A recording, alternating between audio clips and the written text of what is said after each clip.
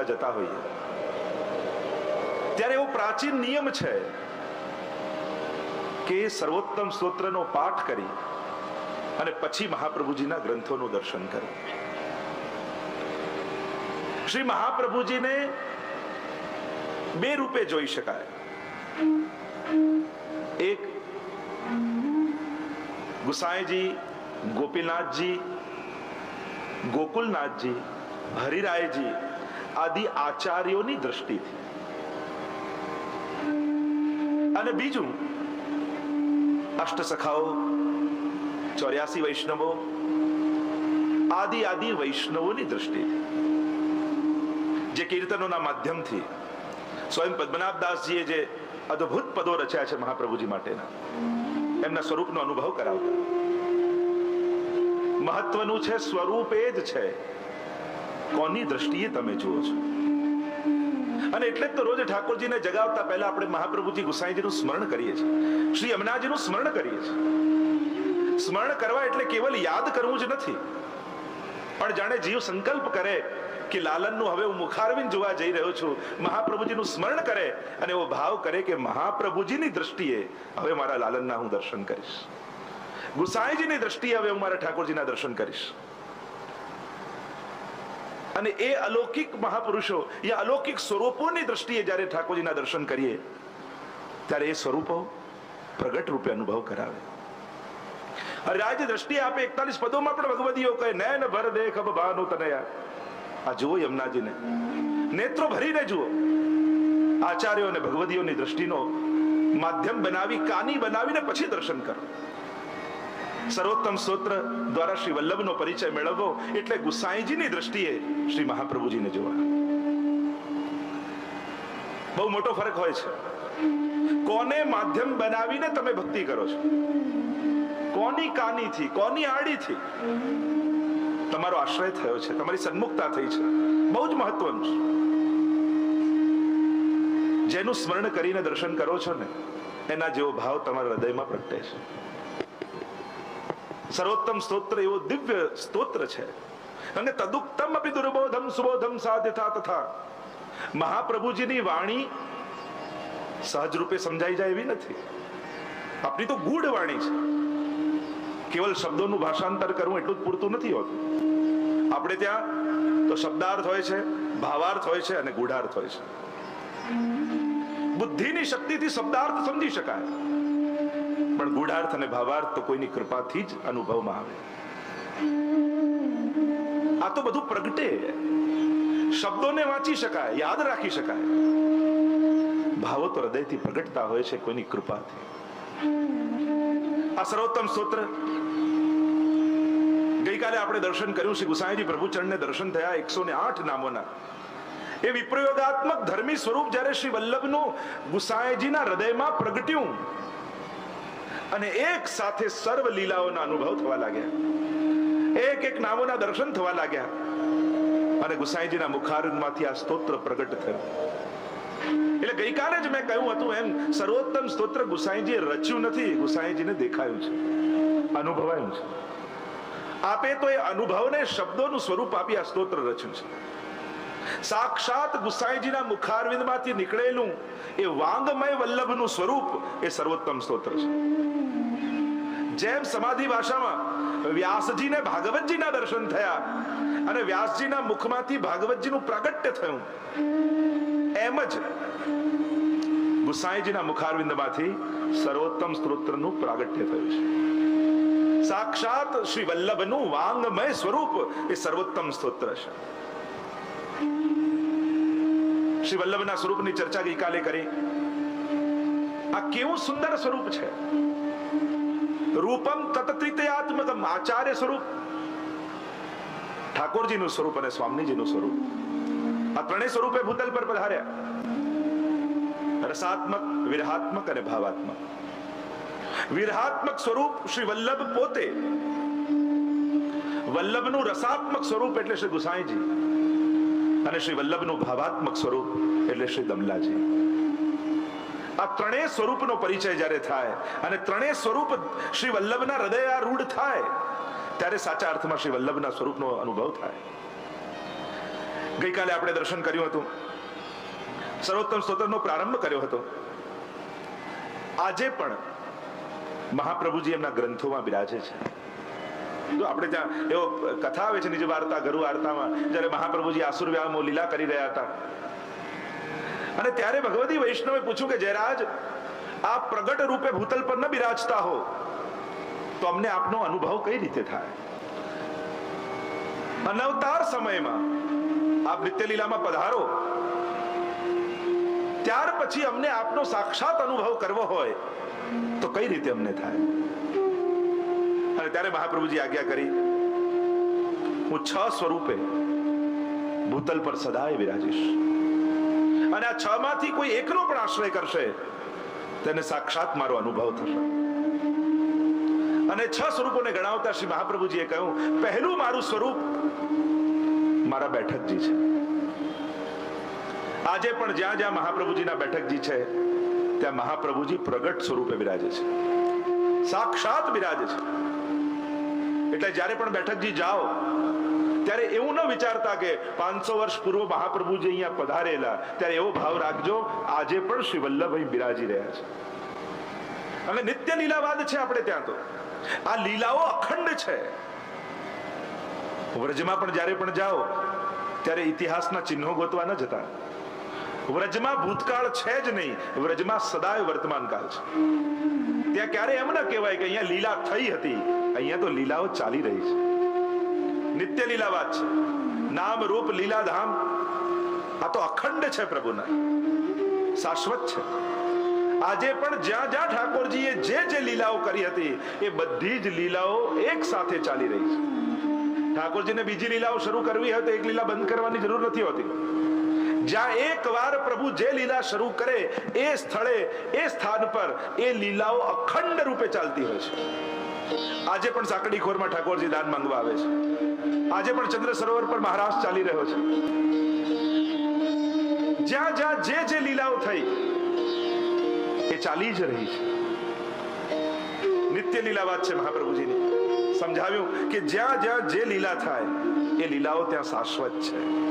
અને એટલા માટે મહાપ્રભુજી જે સ્થળમાં બિરાજીને પારાયણ કર્યું અને બેઠકજી નામે ઓળખીએ આપણે, ત્યાં આજે પણ મહાપ્રભુજી બિરાજે છે. અને આપણા બધાનો અનુભવ, કોઈ પણ બેઠકજીમાં તમે જ્યારે પણ જાઓ તમને એવી શાંતિ અને આનંદ લાગે, એવો અનુભવ, એવો પ્રભાવ મહાપ્રભુજીનો લાગે કે હા આજે પણ મહાપ્રભુજી બિરાજે છે. અને અનેક જીવોને આજે પણ મહાપ્રભુજીના અનુભવ થાય છે. બેઠકજીમાં મહાપ્રભુજી પ્રગટ સ્વરૂપે બિરાજે છે. બીજું કહ્યું, મહાપ્રભુજીએ કહ્યું મારા પાદુકાજીમાં હું સદા બિરાજીશ. અનેક સ્થાનોમાં શ્રી મહાપ્રભુજીના પાદુકાજી બિરાજતા હોય છે. આપ શ્રીના પાદુકાજીમાં આપ બિરાજો છો. શ્યામદાસ સુથાર આદિની વાર્તા તમે વાંચો, કેવી આસક્તિ શ્રી વલ્લભના સ્વરૂપમાં. પાદુકાજીમાં સાક્ષાત ઠાકોરજીનો મહાપ્રભુજીનો અનુભવ થતો. જ્યાં જ્યાં પાદુકાજી મહાપ્રભુજીના બિરાજે છે ત્યાં શ્રી વલ્લભ પ્રગટ બિરાજે છે. ત્રીજું કહ્યું, મારા ગ્રંથો, શ્રી વલ્લભના ગ્રંથોમાં શ્રી મહાપ્રભુજીનો અખંડ વાસ છે. મહાપ્રભુજીની જેટલી રચનાઓ, જેટલા ગ્રંથો છે એ સર્વ ગ્રંથોમાં શ્રી મહાપ્રભુજીનો વાસ છે. એ ગ્રંથોનો પણ કોઈ આશ્રય કરશે તો એને મહાપ્રભુજીનો અનુભવ થશે. વલ્લભની વાણીમાં શ્રી વલ્લભ બિરાજમાન છે.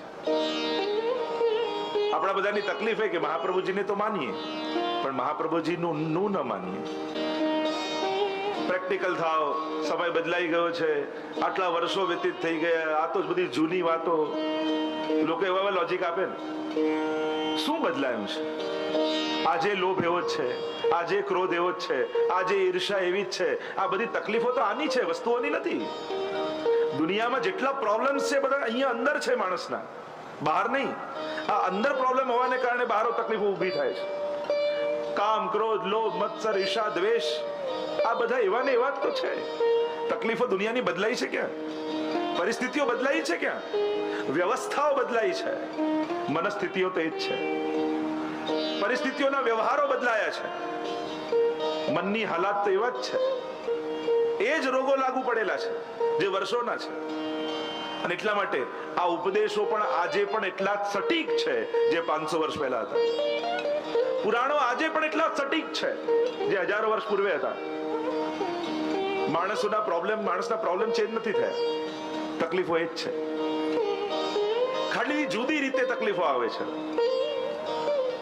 બાકી એ જ રોગો લાગુ પડેલા છે. અને એટલા માટે પ્રાચીનતા એની તાકાત છે. આટલા હજારો વર્ષ બાદ પણ આ બધા ગ્રંથો આજે પણ સટીક રૂપે છે. મહાપ્રભુજીના ગ્રંથોમાં શ્રી મહાપ્રભુજી બિરાજે છે. અને એટલા માટે નિત્ય વૈષ્ણવે મહાપ્રભુજીના ગ્રંથોનું સેવન કરવું. 16 ગ્રંથમાંના કોઈ પણ ગ્રંથનો પાઠ અવશ્ય કરવો. અને પ્રાય વૈષ્ણવ કરતા હોય છે. 16 ગ્રંથો. કદાચ અહીંયા પૂછું કે 16 ગ્રંથોના નામ કોને ક્રમવાઇઝ આવડે છે, તો માંડ 2-4 જણા આંગળી ઊંચી કરી શકે. ચલો, સર્વોત્તમ સ્તોત્ર 16 ગ્રંથમાં કયા નંબરનું?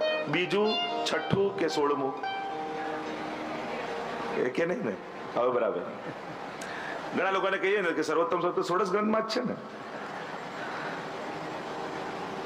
ઘણા લોકો નક્કી કરતા હતા, ઘણા કહેવા જતા હતા બીજું, છઠ્ઠું, 16મું.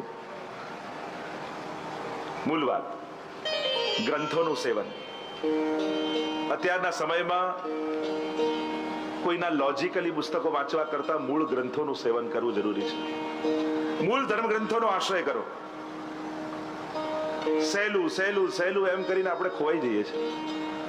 ગમતું વાંચવું કરતા જે ઉદ્ધારક હોય, જે આચાર્યોની આજ્ઞા હોય, એનું ચિંતન અને વાંચન કરો. તો ગ્રંથોમાં મહાપ્રભુજી બિરાજે છે. ચોથું કહ્યું, જપમાલામાં હું સદા બિરાજીશ. માલાજીમાં શ્રી મહાપ્રભુજીનો અખંડ વાસ છે. અને એટલા માટે દરેક વૈષ્ણવે માલા ફેરવવી. બધાની પોતાની માલાજી હોવી જોઈએ. ઘરમાં નાના બાળકો હોય તો એમના માટે જુદી એક માલાજી લાવો ને કહો કે આ તારા માટે છે. એને પણ ઈચ્છા થાય મારી માલા મારે ફેરવવાની. ઘણા લોકો ફેરવે માલા પણ આમ પાછા કે 108 થઈ ગઈ, તો આમ તો બધાને થઈ જાય. એક ભાઈ ઝાડ પર ચડ્યા ને એક માળો કાગડાનો લે અહીંયા મૂકે, ચકલીનો લે અહીંયા મૂકે, આ બધા ઝાડ પર જુદા જુદા પક્ષીઓના માળા બધા આમથી આમ મૂકે. એટલે કે આ કરે છે શું કે ના ગુરુદેવે માળા ફેરવવાનું કહ્યું છે, તો આ રીતે માળા નહીં ફેરવવા. માલાજીમાં મહાપ્રભુજીનો વાસ છે. ઘણીવાર આપણને થાય સંખ્યાનું ધ્યાન રાખવું કે ભાવનું ધ્યાન રાખવું, પણ જપમાં સંખ્યાનું પણ મહત્વ છે. અને એટલા માટે નિત્ય માલાજી ફેરવવું. પાંચમું કહ્યું, મહાપ્રભુજીના હસ્તાક્ષરમાં મહાપ્રભુજીનો વાસ છે. મહાપ્રભુજીના હસ્તાક્ષરજી અનેક સ્થાનોમાં બિરાજે છે. ઠાકોરની કૃપાથી અમારા કડીમાં ગોપાલાલજીની હવેલીમાં શ્રી મહાપ્રભુના હસ્તાક્ષર બિરાજે છે. સાક્ષાત વલ્લભ રૂપ માનવામાં આવે છે. અને છઠ્ઠું કહ્યું, મારા વંશમાં મારો વાસ છે. આમ 6 સ્વરૂપો મહાપ્રભુજી કહે આ ભૂતલ પર હું પ્રગટ સ્વરૂપે બિરાજીશ. આ 6 માંથી કોઈ એકનો પણ આશ્રય કરશે તેને સાક્ષાત મારો અનુભવ થશે. આ સર્વોત્તમ સ્તોત્રના एक एक नाम ये मंत्र रूप છે. आइए प्रवेश करते हैं सर्वोत्तम स्त्रोत्र में. काले प्रथम श्लोक નું આપણે દર્શન કર્યું હતું, પુનઃ અવગાહન કરી અને રસ દર્શન કરી. પ્રાકૃત ધર્માનાશ્રયમ અપ્રાકૃત નિખિલ ધર્મરૂપમિતિ નિગમ પ્રતિપાદ્યમ તચ્છુદ્ધમ સાકૃતિ સ્તૌમે. ગુસાઈજી પહેલા 6 શ્લોકમાં મહાત્મ્યનું વર્ણન કરે છે. જેમ ભાગવતજીમાં પદ્મ પુરાણ અંતર્ગત 6 અધ્યાયમાં મહાત્મ્યની કથા આવે છે, એમાં શ્રી વલ્લભ પણ સાક્ષાત વસ્તુતઃ કૃષ્ણ એવ સાક્ષાત પ્રભુ રૂપ છે અને 6 ગુણવાળા છે. ઐશ્વર્ય, વીર્ય, શ્રી જ્ઞાન અને વૈરાગ્ય, આ 6 ગુણને દર્શાવતા પહેલા શ્લોકમાં ઐશ્વર્ય બતાવ્યું. અને ઐશ્વર્ય શું છે મહાપ્રભુજીનું? આ અલૌકિકતા મહાપ્રભુજીના સ્વરૂપની એ જ વલ્લભનું ઐશ્વર્ય છે. શું અલૌકિકતા છે? તો કહ્યું શ્રી વલ્લભનું સ્વરૂપ કેવું? પ્રાકૃત ધર્માનાશ્રય, જ્યાં પ્રાકૃત ધર્મોનો આશ્રય નથી, જે અલૌકિક છે. રસમય સ્વરૂપ શ્રી વલ્લભનું છે. રોમ રોમ રસ છલકે શ્રી વલ્લભ, રોમ રોમ રસ છલકે. રસમય સ્વરૂપ શ્રી વલ્લભનું. સુધામય સ્વરૂપ શ્રી વલ્લભનું છે. જો હે યા રસ કે અધિકારી, પણ જે અધિકારી જીવો છે એ આ રસાનુભવનો અનુભવ કરી શકે છે. તો પ્રાકૃત લૌકિક દેહ નથી. જેમ જન્માષ્ટમીમાં તમે મિશ્રીના ખીલોના બનાવો ઠાકોરજીને ભોગ ધરવા માટેના, ભલે ફૂલ બનાવ્યું હોય પણ એને ડાળીને ચાખો, પાંદડીને ચાખો કે દલને ચાખો, બધામાંથી મિશ્રીનો સ્વાદ આવવાનો, કારણ કે આકાર જુદું દેખાય છે તો મિશ્રી જ. એમ શ્રી વલ્લભ સન મનુષ્યાકૃતિ, મનુષ્ય આકારે દેખાય છે તો રસમય, રસરૂપ છે. કયો રસ છે આ કયો અલૌકિક રસ છે? આચાર્યો તો કહે કે શ્રી વલ્લભનું અલૌકિક સ્વરૂપ શું છે, એમની અપ્રાકૃતતા શું છે, આ રસમયતા શું છે. શ્રી વલ્લભ સાખીમાં પણ તમે જુઓ તો શ્રી હરિરાય મહાપ્રભુજી પ્રથમ જ સાખીમાં કહે કરત સુધા રસપાન, વલ્લભ પદ વંદો સદા. મહાપ્રભુજીના ચરણારવિંદના વંદનથી શરૂ કર્યું, પણ એ વંદનથી શું થશે? રજ મળશે કે રજ તો મળશે, પણ ત્યાં રોકાઈ નથી જવાનું, કારણ કે ચરણારવિંદની ભક્તિ તો શરૂઆત છે, પહોંચવાનું મુખારવિંદની ભક્તિમાં છે. અને એટલા માટે કહ્યું કરત સુધા રસપાન, એ ચરણની કૃપાથી સુધા મળશે, કારણ કે વલ્લભ સુધારૂપ છે. કઈ સુધા? ઠાકોરજીએ જે વેણુનાદમાં સુધા વહાવી એ સુધા. એની ચર્ચા આપણે જેમ જેમ આગળ નીકળશે કરીશું કે સુધાનું સાકાર સ્વરૂપ. જો એક ગૂઢ વાત કહું તો વિરહાત્મક અને સંયોગાત્મક બંને રૂપ સુધા વલ્લભમાં છે. અને સુધા જ્યારે કૃષ્ણા ધરામૃતા સ્વાદ સિદ્ધિ રત્ર ન સંશય, સર્વોત્તમનું ફળ કહેવામાં આવશે. કરત સુધારસ પાન, જે વલ્લભ સાખીમાં કહ્યું સુધારસનું પાન, એ જ વાત સર્વોત્તમ સ્તોત્રમાં પણ કહેવામાં આવશે કે આ સર્વોત્તમ સ્તોત્રનું ફળ શું? કૃષ્ણ અધરામૃતા સ્વાદ સિદ્ધિ રત્ર ન સંશય. કૃષ્ણનું અધરામૃત સુધા એ આનું ફલ છે, જે રાસમાં ગોપીઓને મળ્યું. વિચાર કરો, રાસમાં જે ગોપીઓ પામી છે એવી દુર્લભ સુધા સર્વોત્તમ સ્તોત્રના પાઠ માત્રથી વૈષ્ણવને પ્રાપ્ત થાય છે. કેવી મહત્તા સર્વોત્તમ સ્તોત્રની છે! રાસમાં મળેલી એ દુર્લભ સુધા જે કેવલ ગોપીજનો પામી શક્યા, એ સુધા આજે પણ સર્વોત્તમ સ્તોત્રના પાઠથી પ્રાપ્ત કરી શકાય. તો એની ચર્ચા આગળ કરીશું. અપ્રાકૃત શ્રી વલ્લભનું શ્રીઅંગ પ્રાકૃત ધર્મા નાશ્રયમ, અપ્રાકૃત નિખિલ ધર્મ રૂપમિતિ. અપ્રાકૃત ધર્મ રૂપ સહિત નિગમ પ્રતિપાદ્યમ, વેદે પ્રતિપાદિત કરેલ, પણ વેદ પણ એ સ્વરૂપને જાણી નથી શક્યું. પ્રતિપાદન કર્યું પુરુષોત્તમ રૂપ સુધીનું, પણ ભગવાનનું એ વર્ણન કરતા કરતા નેતિ નેતિ નેતિ કહી વેદ પણ અટકી ગયા. વલ્લભ સ્વરૂપને જાણી નથી શક્યા, એને પ્રગટ રૂપે ગાઈ નથી શક્યા. અને એટલા માટે ગુસાઈજીએ તો એ ગાયું છે જે વેદ પણ નથી ગાઈ શક્યા. એ મંત્રો પ્રગટ કર્યા છે કે જે વેદ પણ નથી ગાઈ શક્યા, ઋષિઓ પણ નથી જોઈ શક્યા. એની વાત આગળ આવશે. ઋષિ અગ્નિ કુમારસ્તુ, ત્યારે ચર્ચા કરીશું કે ઋષિઓ પણ જે ન જોઈ શક્યા એ મંત્રો ગુસાઈજીએ જોયા છે. એવી દુર્લભ સુધાને શ્રી ગુસાઈજીએ પ્રગટ કરી છે મહાપ્રભુજીના 108 નામ દ્વારા. નિગમ પ્રતિપાદ્યમ યત્તત શુદ્ધમ, શુદ્ધ એટલે કે આનંદ રૂપ. આપનું સ્વરૂપ આનંદ રૂપ છે, રસમય છે. એવું સ્વરૂપ શુદ્ધ સ્વરૂપ. સાકૃતિ સ્તૌમી, એવા સાકાર સ્વરૂપની હું સ્તુતિ કરું છું. કારણ કે જીવ સ્તુતિથી અધિક કરી પણ શું શકે, નમનથી અધિક કરી પણ શું શકે. બે જ વસ્તુ કરી શકાય, કા નમન કા સ્તુતિ ગાન. અને એટલા માટે મંગલાચરણ કર્યું છે અને સ્તુતિ કરું છું એમ કરીને ગુસાઈજીએ બીજો શ્લોક અને બીજા શ્લોકમાં વીર્ય ગુણ બતાવતા કહ્યું. કારણ બુદ્ધિમાનો પણ જે ન કરી શક્યા, જેને ન જાણી શક્યા, એ પ્રગટ કરવા માટે, જે મોટા મોટા ઋષિઓ જે જાણી ન શક્યા એ પ્રગટ કરવા માટે શ્રી વલ્લભ પધાર્યા છે. આજ એમનું વીર્ય ગુણ છે. અને બીજા શ્લોકનું ગાન કરતા ગુસાઈજી બોલ્યા, કલિકાલતમશ્ચન્ન દ્રષ્ટિત્વા વિદુષામપી સંપ્રત્ય વિષયસ્તસ્ય મહાત્મ્યં સમભુવિ. કલિકાલતમશ્ચન્ન, આ કલયુગ રૂપી અંધકાર છવાયેલો છે. દ્રષ્ટિત્વા વિદુષામપી, ક્યાં છવાયો છે? વિદ્વાનોની દ્રષ્ટિમાં, બુદ્ધિમાં. મોટા મોટા વિદ્વાનો, પંડિતો આ કલિયુગના અંધકારમાં અંધ બન્યા છે. અને એવા સમયે શ્રી વલ્લભના, શ્રી ઠાકોરજીના એ અલૌકિક સ્વરૂપને જાણી નથી શકતા.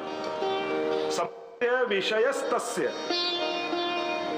ને હમણાં ન સમજાય તેવું તેમનું મહાત્મ્ય ભૂમિમાં પ્રગટ કરવા માટે શ્રી પ્રભુ પોતે પધાર્યા. મહાત્મ્યમ સમભૂત ભુવિ, પોતાના મહાત્મ્યને પ્રગટ કરવા માટે પ્રભુએ પોતાના મુખારવિંદ સ્વરૂપને પ્રગટ કર્યું. કારણ કલિયુગના પ્રભાવને કારણે મોટા મોટા વિદ્વાનો, શાસ્ત્રો ભણેલા, વેદોને જાણનારા લોકો પણ આ મહાત્મ્યને સમજી નથી શકતા. કલિયુગનો એવો પ્રભાવ છે. એટલા માટે વલ્લભ સાખીમાં હરિરાયજી કહે છે, કલિયુગ में सब धर्म के द्वारे रोके आए, श्री वल्लभ खिड़की प्रेम की निकस जाए सो जाए. આ કલિયુગે બધા દ્વારો બતાવો મળશે, સગવડતાઓ મળશે, પોતાને અનુકૂળ વેદોના, શાસ્ત્રોના અર્થો કરનારા મળશે, પણ પ્રભુના શુદ્ધ સ્વરૂપનું જ્ઞાન આપનારું કોઈ નહીં મળે. અને એક વસ્તુ યાદ રાખજો, કલિયુગમાં કલિયુગ અધર્મના કપડા પહેરીને નહીં આવે, ધર્મના જ કપડા પહેરીને આવશે. અધર્મથી સાચવવું નહીં પડે, ધર્મથી જ સાચવવું પડશે. કલિયુગમાં પૂતના રાક્ષસી બનીને નહીં આવે, સુંદરીનું રૂપ લઈને જ આવશે. અને એટલા માટે વધારે સાવધાન થવાની જરૂર છે. કારણ કે કોઈ પોતાના મૂળ રૂપમાં આવતું હોય ને તો સમજી શકાય, પણ ખલ ધર્મેણી, આ તો ખલ ધર્મ છે, છલવા વાળો ધર્મ છે. ધર્મના રૂપે આવશે, સંતોના રૂપે આવશે, ભગવદીઓના રૂપે આવશે, જુદા જુદા પુસ્તકોને ગ્રંથોના રૂપે આવશે. અધર્મના કપડા પહેરીને નહીં આવે, કલિયુગમાં ધર્મના કપડા પહેરીને આવશે. અને એટલા માટે કરતી વખતે એમ લાગશે કે હું ધર્મ કરું છું, પણ અજાણતામાં અધર્મ થતો હશે. આ કલિયુગની ચતુરાઈ છે. અને એટલા માટે આજના સમયમાં ચેતવાની વધારે જરૂર છે.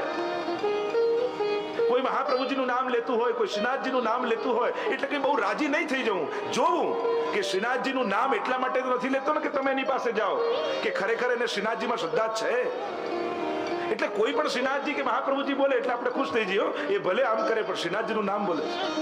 પણ એ શ્રીનાથજીનું નામ તમને આકર્ષિત કરવા માટે તો નથી લેતો કે ખરેખર ઈચ્છે છે કે તમે શ્રીનાથજીને ભજો, એ ખરેખર ઈચ્છે છે કે મહાપ્રભુજીની આજ્ઞામાં તમે રહો.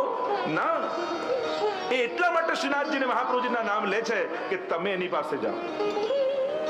આજના સમયમાં ભગવાનના નામે ચેતનારા ઘણા મળશે, અને એટલા માટે ચેતવાની જરૂર છે. આ કલિયુગ ખલ ધર્મિણી છે, છેતરનારો છે, અને એટલા માટે સાવધાન થવાની જરૂર છે.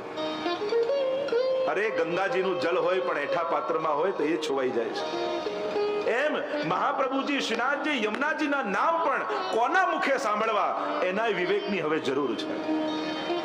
એને પોતાને શ્રદ્ધા ખરી, એને પોતાને નિષ્ઠા ખરી, એ પોતે ભગવત સેવા કરે છે, એ પોતે મહાપ્રભુજીની આજ્ઞામાં રહે છે. અને જો નથી રહેતો, એને પોતાને શ્રદ્ધા નથી, તો એના મુખે આમનું નામ પણ સાંભળવું ત્યાજ્ય છે, નિષેધ છે. કારણ એ નામ એટલા માટે લે છે કે તમે આકર્ષિત થાઓ. ઘોડો વૈષ્ણવ મહાપ્રભુજીનું નામ સાંભળીને દોડતો જાય, પણ એ કેવલ મહાપ્રભુજીનું નામ તો તમને બોલાવવા માટે હોય, અને પછી તમારો માર્ગ બદલાઈ જાય. અને એટલા માટે આજના સમયમાં ચેતવાની જરૂર છે. આ કલિયુગ ખલ ધર્મિણી છે. મોટા મોટા વિદ્વાનો પણ પ્રભુના મૂળ સ્વરૂપને સમજી નથી શકતા. આજે તમે ગમે ત્યાં અન્ય સ્થાનોમાં જાઓ, તમને વ્યવસ્થા આપશે, તમને પ્રવૃત્તિ આવશે, તમને કઈ ને કોઈ એક્ટિવિટી મળશે, કંઈક ને કંઈક જોડશે, પણ ભગવત સેવા નહીં આપે, પ્રભુ નહીં આપે. આજે ગુરુ લોકો પણ દીવાર બનીને ઉભા છે ભગવાન સામે, દ્વાર બનીને નથી ઉભા રહેતા. ગુરુ એ જ છે જે દ્વાર બને, દીવાર ન બને. પ્રભુ પાસે ન જવા દે, હું જ ભગવાન છું એમ કહીને અટકાવી દે. કલિયુગમાં ચેતવાની જરૂર છે. સીધી વાત મહાપ્રભુજીની સ્પષ્ટ આજ્ઞા છે, કૃષ્ણ સેવા સદા કાર્ય. આ કલયુગમાં ક્યાંય લલચાતા નહીં, ક્યાંય ભટકતા નહીં. આ બહુ સહેલું, આટલું કરશો તો આમ થઈ જશે, આટલું કરશો તો આમ થઈ જશે, ક્યાંય એવી લાલચમાં ક્યારેય આવતા નહીં. આપણા બધાનો ઉદ્ધાર કેવલ ને કેવલ ઠાકોરજીની સેવાથી જ થવાનો છે, બીજા કશાથી નથી થવાનો. આ વાત સ્પષ્ટ રૂપે સમાજ સમજી લે, નહીં તો છેતરાઈને આખી જિંદગી બરબાદ થઈ જશે. ભગવત સેવા દ્વારા જ આપણું કલ્યાણ છે, અને જે ભગવાન આપે એ જ ગુરુ છે, અને આપણા બધાના ગુરુ શ્રી મહાપ્રભુજી છે. આ માર્ગમાં ગઈ સોપત શ્રી ગોવર્ધન નાથે મહાપ્રભુજી હાથ પકડે પણ તુરંત ઠાકોરજી સાથે હસ્તમેળાપ કરાવી દે, લે હવે ઠાકોરજીની સેવા કર. જે આવીને દરેક ધર્મો સમાપ્ત થઈ જાય, બધા ધર્મોનો અંત ક્યાં? ભગવાન મળે એટલે ધર્મ પૂરો. બધા જ માર્ગો, બધા જ સંપ્રદાયો જ્યાં આવીને પૂરા થઈ જાય, પુષ્ટિ માર્ગની શરૂઆત ત્યાંથી થાય. બ્રહ્મ સંબંધ લીધું, લે ઠાકોરજી પધરાયા, હવે તારો ધર્મ શરૂ થયો. જ્યાં બધાની પૂર્ણાહુતિ, પુષ્ટિ માર્ગની ત્યાં શરૂઆત. અને એટલા માટે ભગવત સેવા એ જ આપણું પરમ કર્તવ્ય છે. સર્વદા સર્વભાવેન ભજનીય વ્રજાધિપ સસ્યાયમેવ ધર્મો હિ નાન્યક્વાપી કદાચ. બીજો કોઈ ધર્મ નહીં, ભગવત સેવા એ જ આપણો પરમ ધર્મ. અને એટલા માટે સમાજ સ્પષ્ટ રૂપે સમજી લે, પ્રભુને ભજવા. પ્રભુની એ સ્વરૂપને કોઈ નહીં સમજી શકે. આજે મોટા મોટા ભણેલા લોકો, વિદ્વાન લોકો પુસ્તકો લખે, કૃષ્ણ તો કોઈ મહાન વ્યક્તિ હતા, મહાપુરુષ હતા, આપણને સમજાવવા માટે ભગવાન બનાયા. અને આમ કરી કરી ભગવાનને એક સાધારણ મનુષ્ય રૂપે ચિતરવાની આજે સમાજ કોશિશ કરી રહ્યો છે. કારણ કે મૂળ ધર્મ ગ્રંથોનું અધ્યયન નથી. કેવલ પોતાની કલ્પનાઓને, પોતાના વિચારોમાં કૃષ્ણને બાંધવાનો પ્રયાસ આજે મોટા મોટા સાહિત્યકારો કરે છે. પણ એની સમજ કેટલી, એની દ્રષ્ટિ કેટલી? એ ભગવત્તાને કેમ ન સમજી શકે? આ કારણ કલયુગનો પ્રભાવ. એ મૂળ ભગવત સ્વરૂપને પણ આજે મનુષ્ય રૂપે ચિતરવાની કોશિશ કરવામાં આવે. જુદા જુદા ભજનો લખાય ને, લોકો ચળવળો કરે કે સીતાજીને રામે આમ કર્યું, વનમાં મોકલ્યા. અરે સીતાજીને પૂછો, એમને કોઈ વાંધો છે? સીતાજી કે ના, મને જરાય વાંધો નથી. પણ નારી ઉત્થાન જેને બીડું ઝડપ્યા છે, બધા સીતાજીનો પક્ષ લઈને લડત લડવા આવે. અરે આ બધા અલૌકિક ગ્રંથો છે, એમને લૌકિક અર્થઘટનોમાં ન બાંધો. આ બધા સમાધિ ભાષાના ગ્રંથો જ્યારે છે, એને લૌકિક બુદ્ધિથી મૂલ્યાંકન કરશો તો એના લૌકિક અર્થો જ પ્રગટ થશે. આપણે લોકો સાધારણ જીવો, આપણે નથી આપણી કાલ જોઈ શકતા, નથી આપણા હિતનું વિચારી શકતા, આપણું કલ્યાણ નથી વિચારી શકતા. અને આવા સાધારણ બુદ્ધિવાળા આપણા લોકો જ્યારે ભગવાનની વાત કરવા જઈએ, અને ભગવાને આમ સાચું કર્યું, ખોટું કર્યું, નામ કર્યું, નામ કર્યું, પોતાની લૌકિક બુદ્ધિથી ભગવત લીલાઓના ખોટા અર્થઘટનો ન થવા જોઈએ. આ તો આપણે હિન્દુ સમાજ જ એવો છે કે બધું ચલાવી લે છે. આજે અન્ય ધર્મોનું કોઈ કાર્ટૂન પણ બનાવી દે ને તો આખી દુનિયામાં ચળવળ જાગી જાય છે. અને આપણા લોકો માટે ગણેશજીને ક્રિકેટ રમતા બતાવે, ગણેશજીને ગોલ્ફ રમતા બતાવે, ગણેશજીને પત્તા રમતા બતાવે. કેટલા જાતથી આપણા દેવી દેવતાઓનું આપણે કેટલું મૂલ્યાંકન ઘટાડી રહ્યા છે, આપણે જ વિચારવાનું છે. બાળકોને સમજાય, યુવાનોને સમજાય, એમ કરી કરીને સહેલું શાસ્ત્ર બનાવવાની જગ્યાએ છીછરું બનાવતા જઈએ છીએ.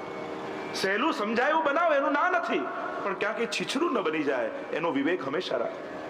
અરે મેડિકલ ભણવું હોય તો થોડી કેટેગરી તો એની જોઈશે જ ને, ત્યારે એ ડોક્ટર વિશેનું જાણી શકશે. તો ભગવાનને જાણવા માટે થોડી એક એની માનસિકતા તો તૈયારી જોઈશે જ. સહેલું સહેલું સહેલું કરીને ભગવાનને આપણે એટલા નીચા સ્તરે ચિતરી દઈએ છીએ. ક્યાંક આપણે લોકો જ આપણા ધર્મ ગ્રંથોનું મૂલ્યાંકન ઘટાડી રહ્યા છે. વિચારવાની જરૂર છે, ચિંતન કરવાની જરૂર છે.